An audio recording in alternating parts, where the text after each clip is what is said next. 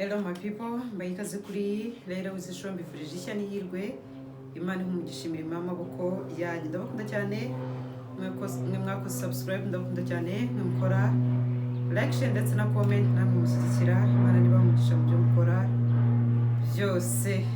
Umunsi rero tugiye kuganira kuri gahunda ya za message njya mbaha, kuko hari abantu bambwiye bati Laila ibiganiro duha ni byiza kandi buri munsi ugenda utuzanira agashya, atariko na za message ntuzazihagarike kuko hari abantu benshi zafashije. Ntabwo rero nazihagarika kubera yuko nizera yuko nimba hari abantu zafashije hari n'abandi zigikeneye gufasha, kandi nizera ko hari n'abandi bagikeneye nabo zafashije nizi bazikeneye, kuko buriya urugamba tubamo rwo guhangana n'intambara cyangwa se kurwana mu ntambara y'umwuka n'ubuzima tubamo bwa buri munsi. Ni ukuvuga ngo ibiduhiga ntabwo birekeraho.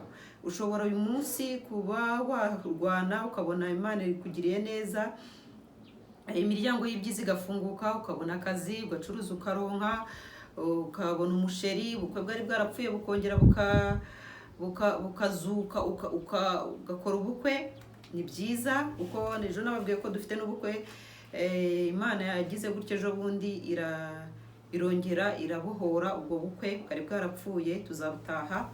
Natwemerera tuzabagezaho, natatwemerera tuzamusaba ubuhamya, ubwo tuzareba igishoboka. Hanyuma reka dukomeze gushimira Imana kubw'imirimo n'ibitangaza iri kugenda ikora, ariko kandi mbabwira ngo ntimugacike intege, ntimugahagarike kurwana, kuko uyu munsi umurozi, umugome, satani, abadayimoni, karande z'iwanyu ndetse n'ibindi ntabwo byakureka wenyine.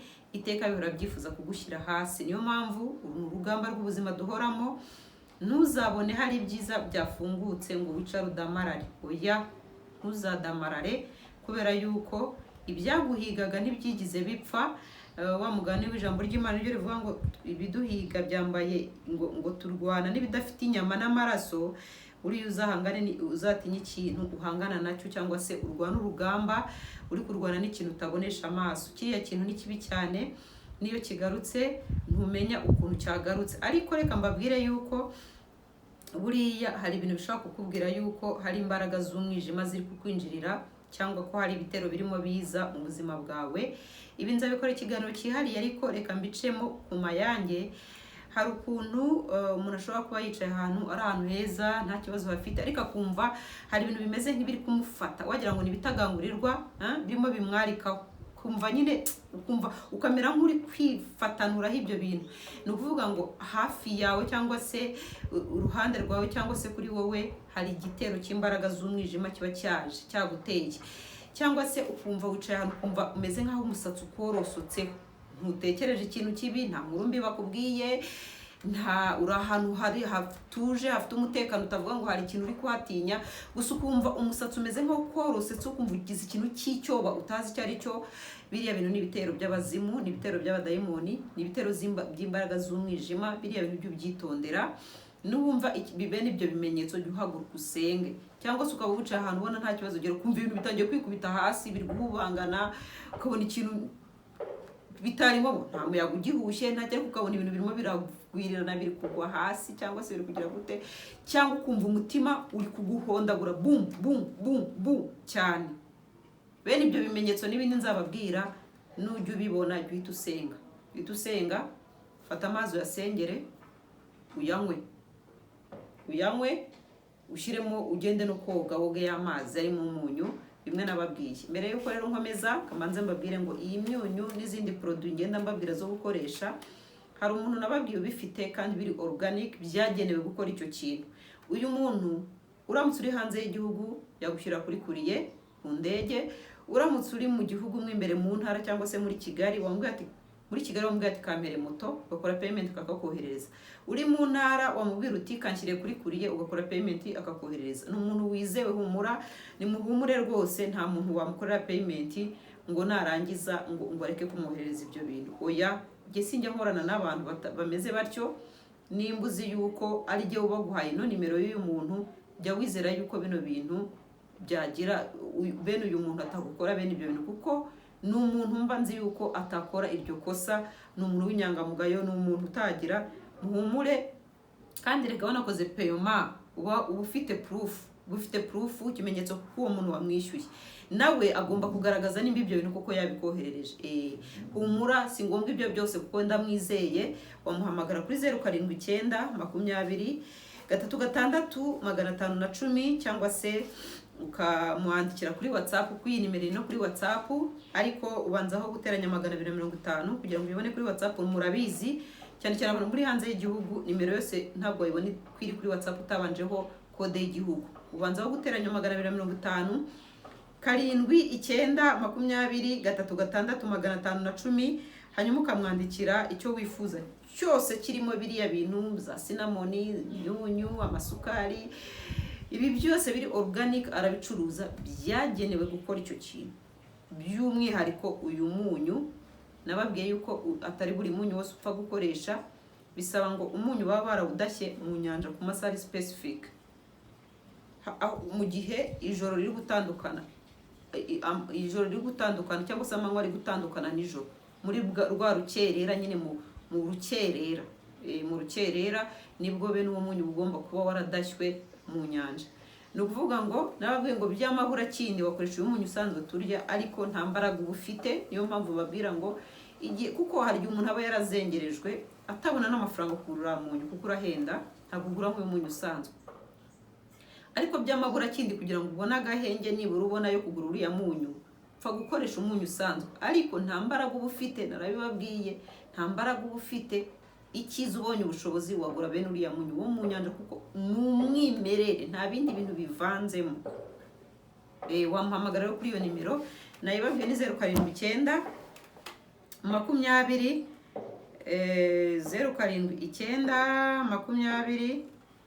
07920366510. Muhamagare abagezeho produit yari yose wifuza. Hanyuma rero hano hantu nababwiye yuko bibaye byiza iki kintu ukagikora turi kwinjira mu wundi mwaka.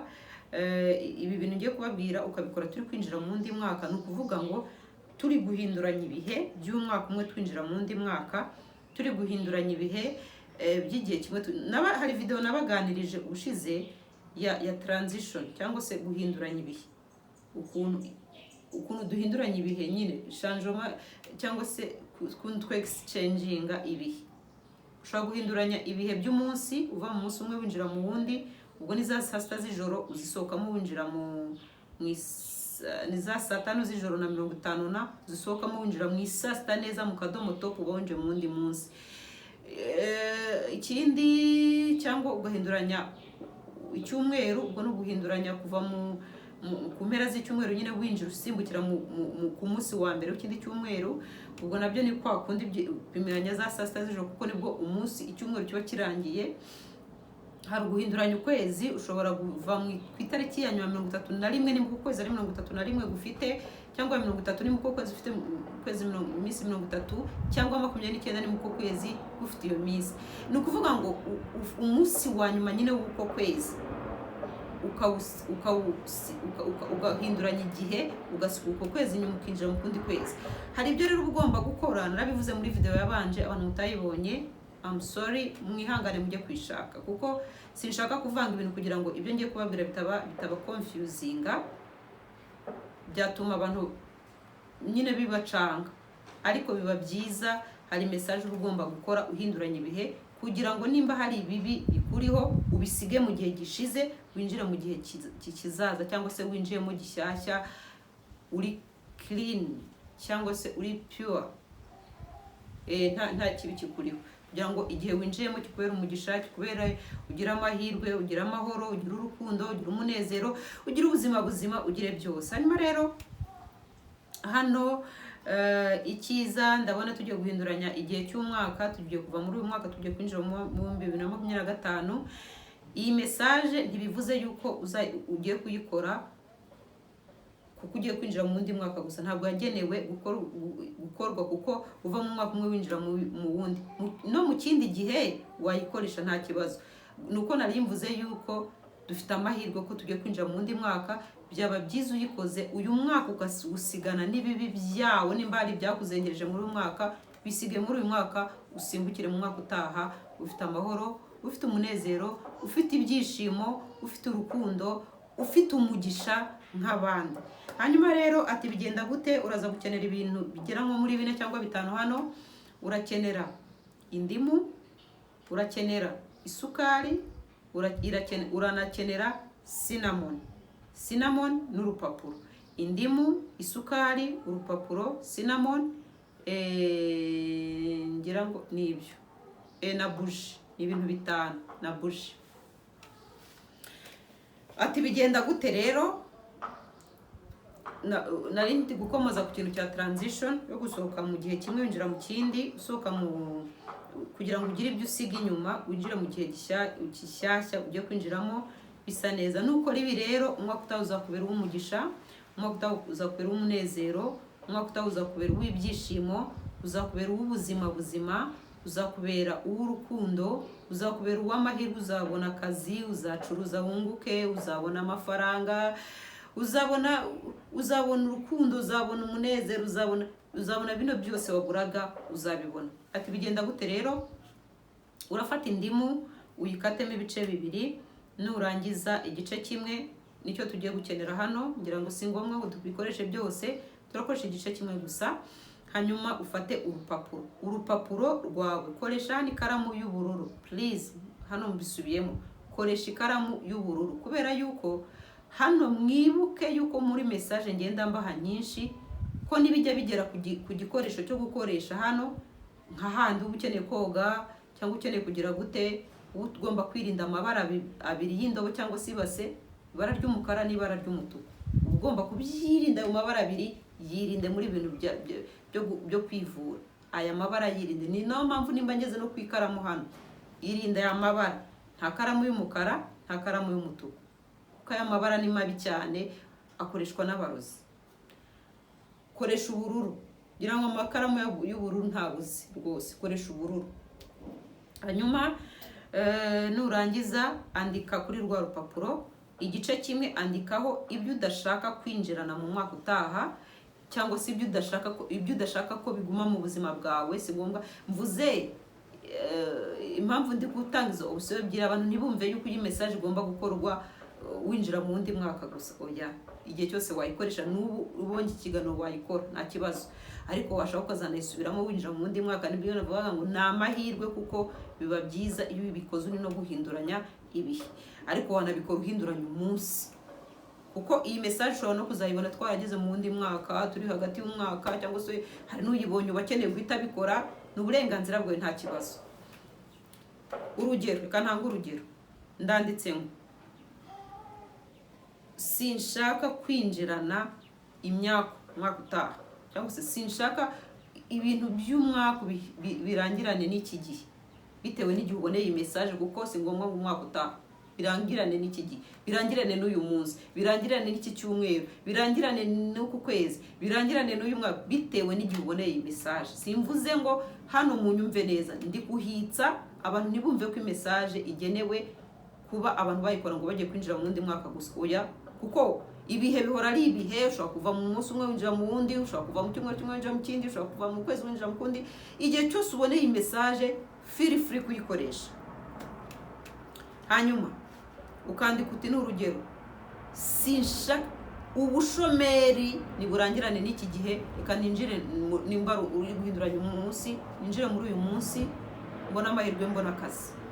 Nimba ari umwaka uri guhinduranya, ninjire muri uyu mwaka nzabonemo akazi. Nimba ari ukwezi, ninjire muri uku kwezi nzabonamo akazi. Nimba ari icyumweru, ninjire muri iki cyumweru nzabona, bitewe n'igihe ushaka guhinduranya icyo ari cyo. N'urwo rugero ndi gutanga. Sinshaka kugumana ibihombo n'amadeni muri uyu mwaka agiye kwinjiramo, nibisigarane n'uyu mwaka. Ukabyandika kuri uruhande rw'urupapuro rumwe, ukabyandika kuri urupapuro. Urabizi ko ushobora kugira impande ebyiri, ukandikaho ibyo bintu udashaka yuko bizagukurikirana muri uwo mwaka, cyangwa muri uko kwezi, cyangwa muri uwo munsi, cyangwa muri icyo cyumweru. Hanyuma urundi ruhande ukandikaho iki gihe ngiye kwinjiramo, nimba ari ukwezi, ukwezi ngiye kwinjiramo iba ari umwaka, uyu mwaka ngiye kwinjiramo iba ari icyumweru, iki cyumweru ngiye kwinjiramo iba ari umunsi ngiye kwinjiramo, reka mbone umugisha, reka mbone akazi, reka ncuruze nunguke, reka mbone urukundo, reka ubukwe bwanjye bwapfuye bwongere bugire, reka abantu bantereta bigapfa mbona umukunzi bitewe n'ibyo ushaka bikuzengereje niba ubizi. Reka amahoro mbura mu rugo, herewe none amahoro atangire aganze mu rugo rwanjye. Ubyandike hano, wanditseho ibyo udashaka bigukurikira, hano wanditseho ibyo ushaka ko uzinjiramo ukabona. Hanyuma nurangiza fata rwa rupapuro rwawe uruzingire kuri buji uzirikisha akagozi. Umugozi nawo uri specific. Genda abantu mweshe muzi insina, ca ikirere cy'insina aba aricyo ukoresha. Hari abantu muri ahantu mutabona insina, mutagira ngo nabirengagije. Hari nk'abantu muri hanze y'igihugu banza insina ubanza yizi ayibona ku binyamakuru pe, atayibona. Fata undi mugozi ubona yuko utari ibi bintu biri byakozwe mu nganda, nimba ari nk'akagwegwe cyangwa se imigozi. Hari imigozi ibaho pe isanzwe ubona ko wazirikisha, ariko wikoresha isashe, wikoresha ikindi kintu. Umugozi ubona ko waba ari umugozi ugize, zirikisha kuri ya buji na rwa rupapuro ubifungeho. Nurangiza nubona utabonye uwo mugozi, fata urupapuro rugenzi rwa rundi aba ruguzirikisha, kugira ngo ibintu byorohe abantu mutaza kumbaza ibibazo byinshi. Fata urupapuro kandi gapapuro gakateho, ukashobora kukazigirikisha urundi rupapuro, byose birashoboka. Hanyuma nurangiza fata ya buji uyitereke muri ya ndimu. Nurangiza usukeho isukari, kuri ya ndimu nyine iriho buji. Urumva ya buji iri mu ndimu, sukaho isukari. Nurangiza usukeho na cinnamon. Cinnamon nabivuze ni ikirungo, nimba utayizahamagariye nimero nabahaye bagufasha. Ni ikirungo nk'ibindi, ariko cinnamon ni nziza, buri ikurura ibyiza, ikurura amahoro, ikurura umunezero, ikurura ibyishimo, ikurura amahirwe, ikurura umugisha. Isukari yo murayizi n'ibiryohera, ibintu biba gomba kuryohera, ubuzima bukaryoha. Indimu yo murabizi ikubura cyangwa se isukura ibimwanda uri mu buzima bw'umuntu. Buji yo n'urumuri muraruzi, ni urumuri, ariko tugiye kubikoresha dutwika ibibi biri mu buzima bwacu. Hanyuma tugira gute? Nurangiza ibyo byose ubikoze, wayiteretsemo ya buji muri ya ndimu, washyizeho isukari, ushyiraho cinnamon. Urangije shyira ucana urumuri, cana ibari ikibiriti, cana ikibiriti, udomeke ya buji ukuri kwaka, imanuka. Senga winjire mu mbaraga. Reka nkubwire, ibintu byose ni ukwizera. Senga kandi wizeye, winjire mu mbaraga, wumve kuri connecte n'isanzure, winjire mu mbaraga, wumve kuri connecte n'ijuru. Senga winjire mu mbaraga, uvuge ati ndirukanye, ndatwitse ibibi byose byangendagaho, ntwitse imbaraga z'umwijima zantezaga imyaku, ntwitse imbaraga z'umwijima zantezaga ibibi, ntwitse imbaraga z'umwijima zanteshaga ibyo byose udashaka ko bigukurikirana.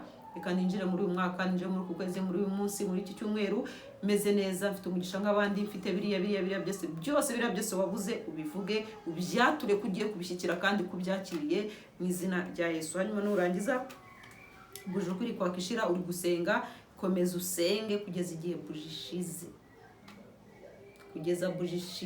Komeza usenge kugeza ya buji ishize. Nurangiza ibyasigaye byabyo ushobora kugenda ukabijugunya, nta kibazo, it's okay, umuti uba wakoretse. Hanyuma nurangiza wizere.